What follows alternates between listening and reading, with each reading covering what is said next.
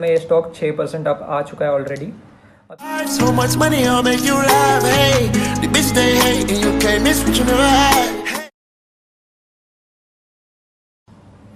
Hello everyone, this is Nitish. In this video, I'll analyze 5 banking stocks which can give you highest returns in 2021. So the number one bank is HDFC Bank. Promoter holding is 26%. Mutual funds holding is 13%. And DIIs और FIIs के पास भी काफ़ी holdings है।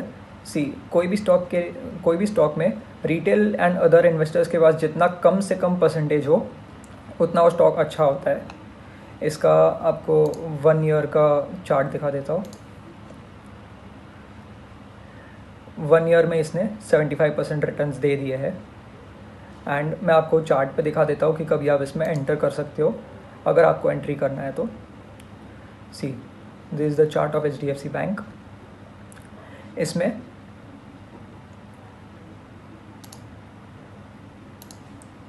You can enter after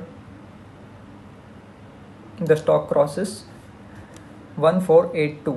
आप मेरा last video देख सकते हो जिसमें मैंने बताया था HDFC बैंक तभी 1388 के आसपास था। लास्ट वीडियो में मैंने आपको बताया था कि ये फॉल्स ब्रेकआउट है और यहाँ पर आप बाय कर सकते हो, काफ़ी अच्छा बुलिश मोमेंटम मिलेगा। मैं उसका लिंक डिस्क्रिप्शन में डाल दूंगा। तो तब से सिर्फ 2 दिन में ये स्टॉक 6% अप आ चुका है ऑलरेडी। अब ये वापस एक पुल बैक है और ये वाइट लाइन क्रॉस करने के बाद 1482 क्रॉस करने के बाद ये काफ़ी बुलिश हो जाएगा। इसका 1 साल का target for this is the price of 1 Jan और इसका 1 साल का टारगेट टिकर टेप के अकॉर्डिंग। ये टिकर टेप का प्लेटफॉर्म है। इस पर आपको टारगेट्स नहीं दिखेंगे क्योंकि इस पे पेड मेंबरशिप लेना पड़ता है। तो 1 साल का टारगेट है 2068 और अभी करंट मार्केट प्राइस है 1458। तो ये था first stock. Then the second stock is और HDFC बैंक इंडिया का नंबर 1 बैंक है, प्राइवेट सेक्टर बैंक, और निफ्टी बैंक में इसका वेटेज है अराउंड 27.41%। नेक्स्ट बैंक है ICICI बैंक। ये स्टॉक में भी आप ये हाई के ऊपर 635 के ऊपर एंट्री ले सकते हो अबाउट दिस, और ये एक ट्रेंड लाइन का पैटर्न भी फॉलो कर रहा है।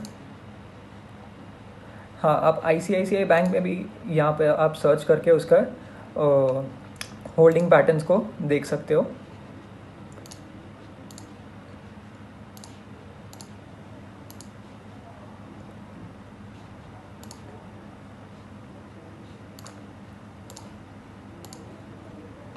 ठीक है।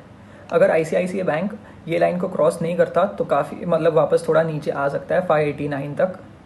तो आप वहाँ भी अक्यूमुलेट कर सकते हो। यहाँ पर अगर आप यहाँ ख़रीद रहे हो तो नीचे के प्राइस पे सेल मत कर देना, वहाँ और भी बाइंग करने का चांस ज़्यादा अच्छा है।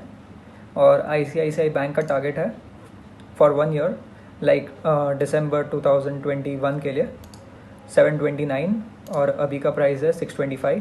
तो आप हर एक बैंक का परसेंटेज में डिफरेंस कैलकुलेट कर सकते हो और accordingly you can invest. ICICI bank is the second bank in terms of ranking and in terms of weightage in Nifty Bank। इसका निफ्टी बैंक में वेटेज है 21.09%। Then the third bank is Axis bank. आपको इसमें rankings भी दिखा देता हूँ मैं। The first is HDFC bank, second is ICICI bank, third is Kotak Mahindra bank. But Nifty bank में एक्सिस बैंक का weightage is more than Kotak Mahindra bank. Axis bank भी काफ़ी टाइम से कंसोलिडेट कर रहा है। तो right time to get into the stock is after it crosses this level 730। ये 730 अभी आप बोलोगे कि अभी तो 714 पे है तो मैं 730 के ऊपर क्यों बाई करने को बोल रहा हूँ, क्योंकि ये उसके लिए रेजिस्टेंस का एरिया है, वहाँ पर टच होके वापस नीचे आ रहा है। तो एक बार वो रेजिस्टेंस क्रॉस कर देगा उसके बाद काफ़ी बुलिश हो जाएगा स्टॉक और बहुत जल्दी बढ़ेगा। और अगर ये सस्टेन नहीं करता मूव और अगर मार्केट्स वॉलेटाइल रहते हैं थोड़ी देर तक तो ये 680 तक आ सकता है। तो और भी अच्छा चांस है एक्यूमुलेट करने का। और एक्सिस बैंक का टारगेट है फॉर 1 ईयर इज़ 1059। आप इसका स्क्रीनशॉट ले सकते हो या जो भी आपको जो है 1059। देन द फोर्थ, और एक्सिस बैंक का weightage in bank Nifty is around 14.3%। This is the third bank. Then the fourth one is Kotak Mahindra bank. Kotak Mahindra bank भी अपने टॉप से काफ़ी नीचे आ गया है। इसका टॉप प्राइस था 2047, उससे 16% डाउन है ये ऑलरेडी। आप यहाँ पर एक्यूमुलेट करना स्टार्ट कर सकते हो, या आपको अगर थोड़ा और वेट करना है तो लेट इट कम टिल 1671, फिर उसके बाद आप इसमें एंटर कर सकते हो। बट अगर 1671 पे आने के बाद अगर ये वापस एक बार पुल बैक लाइक ऊपर आता है कुछ इस तरह से, तभी आप एंटर करना। या एकदम आपको सेफ एंट्री चाहिए तो फिर 1838 के बाद आप इसमें लेना, वरना थोड़ा सा रिस्की है, बट ठीक है, इट्स फाइन। और इसका टारगेट है कोटक बैंक इज़ 2205। उसका टारगेट पहले ही अचीव हो गया है। हाँ, और ये CMP जो है वो करंट मार्केट प्राइस है, वो 1 जनवरी 2021 का था। तो आप 1 जन से अभी 19 मई तक कैलकुलेट कर सकते हो, 19 या 20 मई तक कैलकुलेट कर सकते हो कि कितना चेंज हुआ है और कितना चेंज होना बाकी है, तो अकॉर्डिंगली आप इन्वेस्ट कर सकते हो। एंड कोटक बैंक का वेटेज है निफ्टी बैंक में 13%। This is the fourth bank. And the fifth bank is, see these all four are private banks, and the fifth bank is SBI। This is a PSU bank. PSU bank में लोग usually invest नहीं करते हैं क्योंकि इसमें ज़्यादा movement होती नहीं है, बट 2021 के बजट की वजह से बैंक्स के काफ़ी फेवर में है वो बजट, तो इस बार बैंक्स काफ़ी ज़्यादा ग्रो करेंगे आने वाले टाइम में। सी SBI में best entry will be about this candle which is about 392, वरना अगर ये सस्टेन नहीं कर पाता तो ये वापस 361 तक आ सकता है। तो फिर यहाँ पे भी आप एक्यूमुलेट कर सकते हो। इसका देखो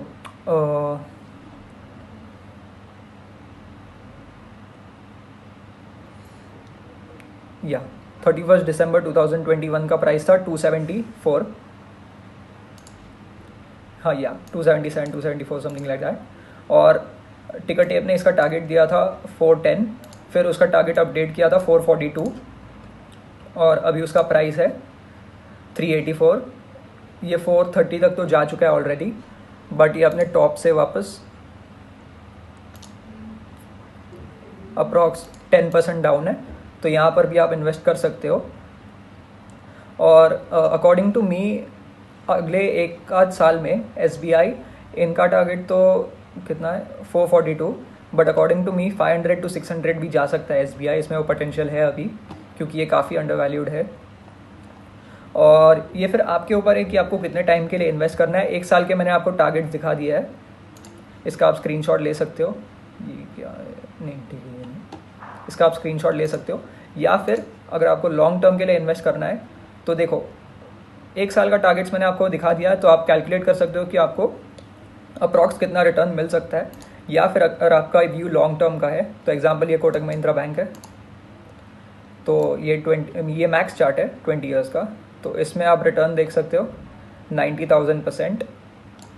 तो या फिर 5 ईयर्स का रिटर्न इज़ 146%। तो आप अपने अकॉर्डिंग कैलकुलेट कर सकते हो कि आपको कितने टाइम के लिए इन्वेस्ट करना है, 1 साल के लिए कि 5 साल के लिए या 10 साल के लिए, according to you. So this was my analysis on banks. अगर आपको ये वीडियो अच्छा लगा तो please share it with your friends and family members and everyone, and thank you for watching.